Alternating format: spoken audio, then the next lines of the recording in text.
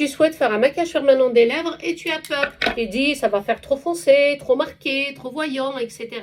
Tu sais que maintenant, il existe tellement de façons de faire qui donnent un aspect tellement naturel que tu peux sauter le pas sans inquiétude. Il faut savoir que dans quel cas, la question c'était dans quel cas je peux faire un maquillage permanent. Eh bien, tu peux le faire si tu as la lèvre qui s'est rétractée, par exemple, avec le temps, on peut te faire gagner du volume, c'est-à-dire retravailler la lèvre pour lui donner un peu plus de volume pour avoir une lèvre plus juvénile, plus jeune. Ensuite, si tu as des rides péribuccales et quand tu mets du rouge à lèvres, tu as l'impression que, c'est pas que tu as l'impression, ça se filoche, ça rentre dans les ridules et c'est pas très joli. Au bout de quelques heures, ça commence déjà à bouger.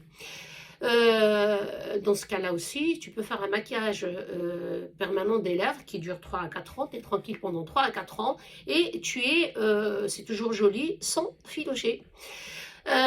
Si tu es, par exemple, tu as une lèvre qui n'est pas très dessinée, tu as un ourlet qui est plat et qui ne se voit pas, ta lèvre n'est pas bien dessinée, eh ben on peut te la redéfinir, te redonner une lèvre que tu n'as jamais eue de ta vie. C'est-à-dire venir te faire une bouche en cœur avec une couleur de tes rêves, c'est-à-dire ça part de la plus claire, de la nude, de l'aspect lèvres mordues à la couleur la plus criarde. À toi de choisir, mais celle que je te conseille bien sûr, c'est la plus naturelle parce que tu as besoin de dormir avec, te lever avec, aller te baigner, tu l'auras tous les jours, il ne faut pas que ce soit quelque chose qui est trop foncé pour pas que tu te lasses. Voilà, ensuite les cicatrices aussi, on peut les corriger. On peut, par exemple, si tu as une cicatrice sur la lèvre, on peut venir la cacher avec le maquillage permanent. Les lèvres, certaines lèvres ont moins de rouge à certains endroits, c'est-à-dire le rouge n'est pas régulier tout autour de la lèvre, surtout la lèvre du haut souvent, où le cupidon n'est pas très dessiné. À ce moment-là, on peut également te le redéfinir, te le redessiner, te redonner, comme je t'ai déjà dit, une bouche que tu n'as jamais eue de ta vie. Voilà dans quel cas tu peux faire un maquillage permanent.